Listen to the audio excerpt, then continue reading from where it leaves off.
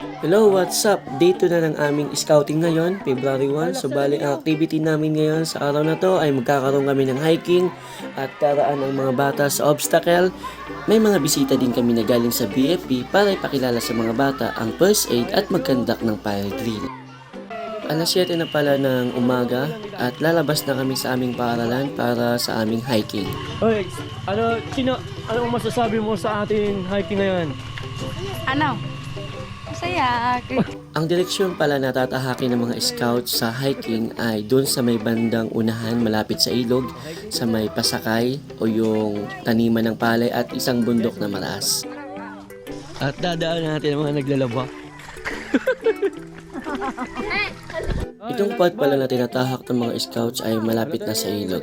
At dito sa part na to nagantayan mga bata kasi yung ibang mga scouts ay nasa dulo pa. Mauli na kami sa eskwelahan. Ma-obstacle kami. Maano kami ma.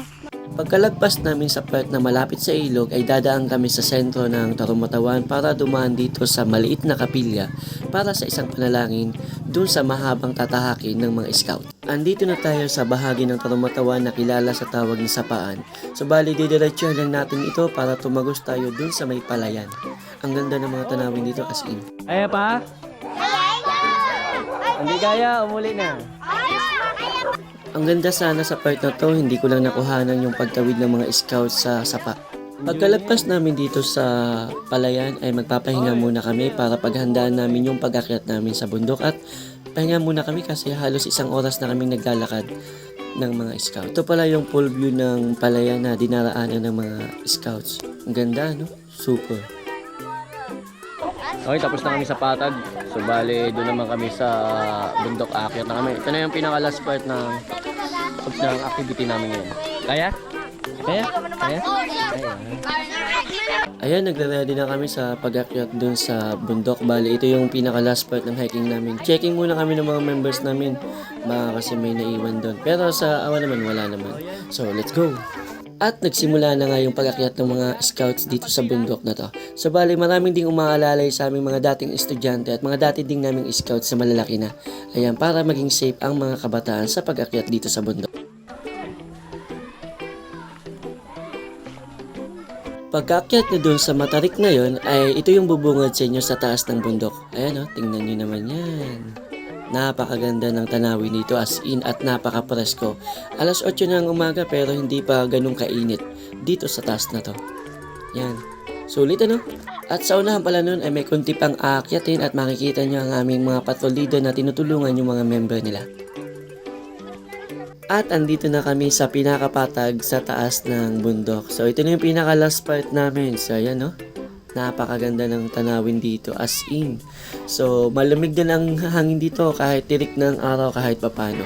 So kung gusto niyo mapuntahan to, punta lang kayo sa Tarumatawan at magpaalam lang kayo sa barangay na kung pwede kayo dito tumambay at mag-hiking.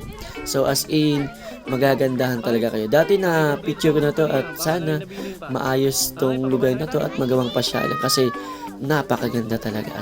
Say Mani! Mais! Mani!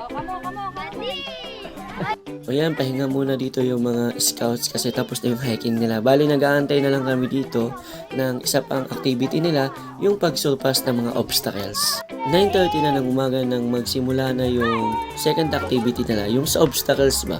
So bali, napakasayang tingnan ito. So tara, tingnan natin.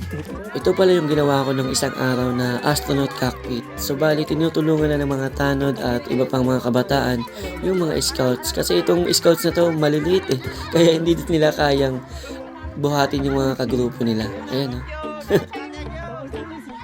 Ito naman yung kangaroo jump. So bali, tatalon dito yung mga bata at the same time, bibigkasin nila yung mga katangian ng scouts. Ala!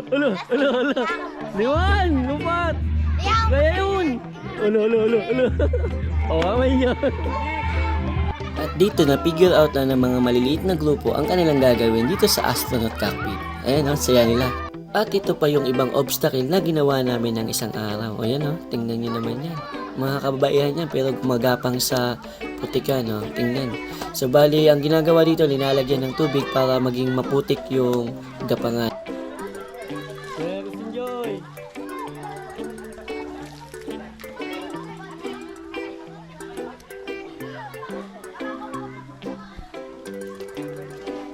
At inalalaya naman ng isang tatay yung kanyang anak sa pagtawid dito sa Monkey Bridge.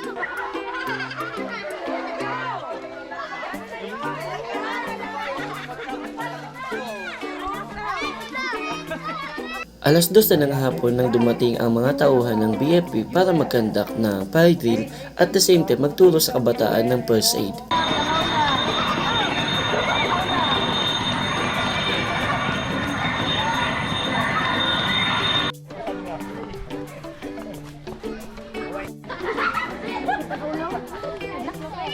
Tinuruan din nila kung paano gamitin ang fire extinguisher para sa pagpatay ng apoy. Ayan.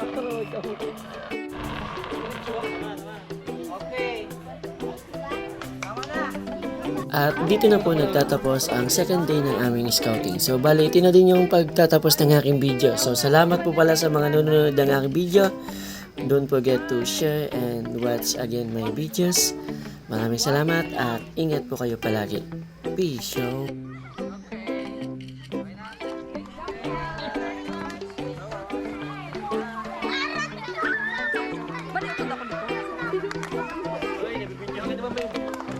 Video ang ito na.